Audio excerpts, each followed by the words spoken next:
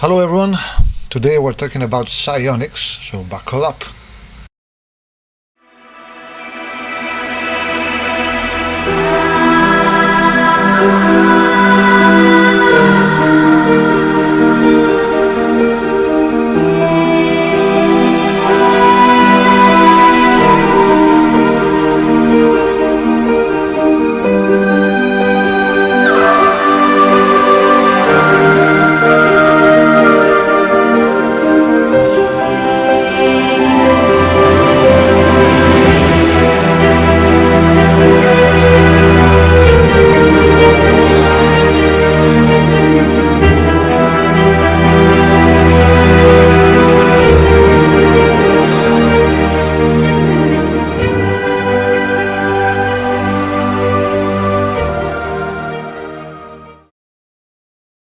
Hello and welcome to another episode of Meteor Tales.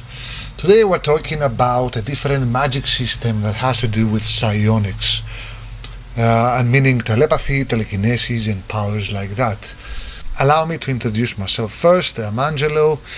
I am a writer of fantasy novels and I also am the creator of Meteor Tales, the role-playing game. So Meteor Tales is a great RPG, okay, with a unique system. It's not Dungeons and Dragons, it's not anything, it's its own thing, okay? It has unique races, unique magical system.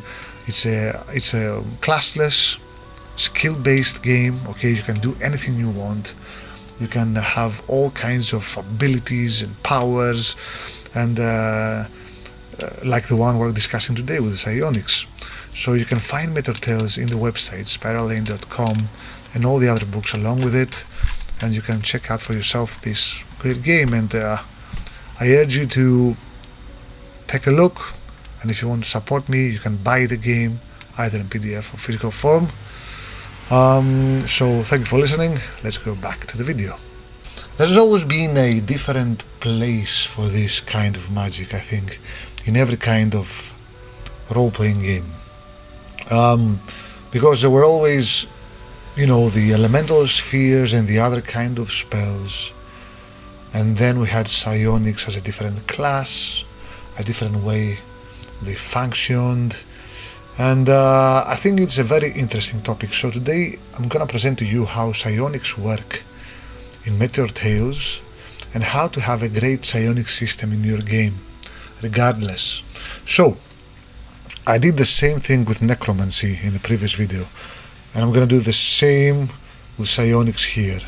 So we have to differentiate at first the core spellbook and the ESP. The ESP is the psionic powers outside of combat. We're focusing on that. Non-combat psionic skills. So if you want the combat stuff, you can take a look at the core spellbook. We did the same with necromancy. We had necromancy, the necromantic rituals outside of combat, and the death spellbook that has all the drain life, summon undead kind of stuff that you do in combat. Similar to that, psionics, the core spellbook, the combat stuff, includes all the force waves and the mind stabs and the control spells and everything like that that you do in combat. The blink teleportation kind of stuff. Now, outside of combat though, we can have a great psionic system that will give you an edge to your role playing. It will give you amazing stuff to do, okay? So, we've got the ESP system. ESP allows you to develop telepathic and telekinetic abilities to control the mind and matter via more intense and powerful rituals. So ESP requires spellcasting, meditation, insight and divination skills. Now, ESP catalysts. ESP uses meditation to generate catalysts. One effective hour of meditation produces 1d10 ESP charges. Certain powerful rites will cause permanent grit loss. So again, you meditate, you use an effective hour in-game to generate catalysts, okay, and you use them as charges to activate this ability. So, once you have the skills to unlock ESP, then you further study the skill to unlock the 10 levels of ESP and the abilities that go with it. So we have telepathy, mind read, erase memory, anibrain, astral projection, teleportation, parallel gates, mental barrier, change body and energy vessel. Let's see what these things do. Now, ESP, like necromancy, falls into the gray, the morally gray area again. There are certain things that are considered evil, and actually they are evil. But psionics are, known as these very intelligent but devoid of all emotion beings. So yeah, they definitely fall into that morally gray area. We begin with telepathy. It requires one charge, okay? The right allows you to convey a telepathic message to a target anywhere in the world. The duration of the message is 1d20 seconds. During that time, the target may reply telepathically should they understand the process. Pretty simple. You send a message, you roll d20, and that's the amount of seconds you have to convey that message. Moving on, mind read. We start to get to the good stuff. 2 charges. The right allows you to read the mind of another target within line of sight via a vigor roll. The caster may perform the same rite 3 times upon a target upon successful consecutive rolls to dig deeper into their brain. One failed roll is enough to cancel the process completely. So I have 3 levels of this skill, okay? We have surface thoughts. It contains thoughts and memories of the current day. We have core thoughts. Contains thoughts and memory of the past 10 years. And deep thoughts contains everything, even compressed or forgotten by the target. So, from the second ability, you can already do intrusive stuff that is morally controversial. Erase memory, definitely controversial. 3 charges. The right allows you to partly or completely erase the memory of another target. The right requires the target to be submitted to the caster. A successful vigor roll will complete the process. The right can be attempted only once per target. So, as you can see, you can erase the memory of a target. This can be an ally, an enemy, anyone. So this changes completely the dynamics of your own party. You can do that to an ally, change their personality altogether. Now, we've got an ability called Anibrain. This requires 4 charges and 1 effective hour. The right allows you to grant life and intelligence to one item as a very special enchantment. The item gains basic intelligence and develops a specific personality, which is the game master's preference. Additionally, the living item will become usable only by the caster and will refuse to function for anyone else. Now, this does not give any superpower to an item. It's not a rune that adds like damage or stuff, but it gives a personality to an item, and that can, create great role-playing hooks. Okay, you can have your own living, intelligent, speaking item. Imagine what you can do with that. Okay, so the focus of this game is to add, all these amazing stuff that you can play with. Okay, apart from the standard RPG stuff. Now, astral projection, 5 charges. You pretty much can guess what this does. The right allows a caster to exit their body and travel in ethereal form with 10 times movement rate and the ability to fly. During this time, the caster's body remains vulnerable and in an oblivious state. The right lasts for 1d20 minutes. You roll the dice, you've got some time to move in ethereal form, so you move through walls and stuff like that, and you project yourself. Many uses for this ability. You can do a lot of stuff. Travel fast, convey a message, appear in person, it's like a hologram. So there's tons of stuff you can do with that. Teleportation. Okay, you know what that does. It allows teleportation of a consenting target anywhere instantly. The target destination cannot be unknown, so you must somehow know the place you teleport yourself, or someone else too. Now, this reduces grit permanently, so this will destroy your character if you do it a lot. Grit points are like hit points, okay? It's the core essence of your character. If you don't have that, you cannot live, you cannot exist. So each time you cast this spell, this ritual, it will deplete your grit permanently.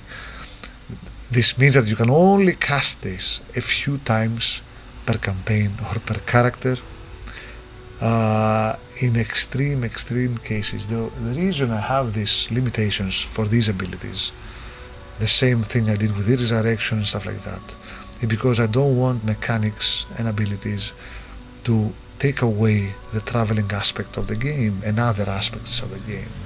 So I like to include them because I like to have all kinds of powers in my world and in my game, but in ways that cannot be exploited and that will not diminish the game. Parallel gates, okay, is another ability similar to teleportation. It depletes 1d10 grit points permanently. So it opens two gates, an origin and a known destination gate of the caster's preference. Anyone can teleport in and out of the gates for 1d10 hours. So this is the strongest form of teleportation. You open two gates and you can move back and forth, okay, you and others, anyone actually, but it will destroy your character. It's very powerful, okay? Now, mental barrier. This right allows you to fortify your brain and gain mental immunity for a whole day. So you need this kind of strengths if you are a psionic, because if you have access to these powers, you cannot be prone to certain abilities. So this is a very simple fortification ritual. Then we move to the last two, extremely evil, controversial, and powerful rituals of the psionic, and these are game-changing ones. So we have change body. This rite allows you to swap bodies with another target. The target body must be completely submitted to the caster. The rite requires a successful vigor roll against the target and can only occur once per target. Upon success, the rite will allow you to exchange attributes and racial features permanently. It will also restore permanent grit damage and injuries. So this is a cheat ability. Yes, it allows an evil person, a very powerful psionic, to change body with another target and, recover from all these side effects that happened to their body because of the powerful abilities. So it's his way or her way to, live on through another body. And then we have the energy vessel, and that is the peak evil ability of the psionic. The rite allows you to create a vessel out of a living target. The target must be restrained and completely submitted to the caster. The rite will destroy the brain, thought process, and intelligence of the target, and will create a living object that follows the caster's will blindly. Each vessel has a basic grid of 30 points and the native attributes of the race. Vessels operate as life banks for the caster. Unless they are killed first, the caster cannot be harmed at all. The caster can create as many vessels as they wish, but the death of each vessel will reduce the caster's total grit by 5 points permanently. So you create batteries. Okay, you create batteries out of living targets, and unless you kill them, they can never kill you. This means that you can, this way you can have great villains, psionic villains that have all these vessels lying around and you have to go after them first. And, this is my idea of a great psionic system, okay? And I have this in Method Tales. Player characters can become these great psionics without even having psionic related combat spells, okay? And you can use this system to develop your own great psionic. So let me know in the comments if you like this idea, if you like these abilities, and how you feel about them. I know there's a lot of controversial stuff in there, but when you play with telepathy and telekinesis and stuff like that, it comes with the territory. I'll see you next time. Goodbye.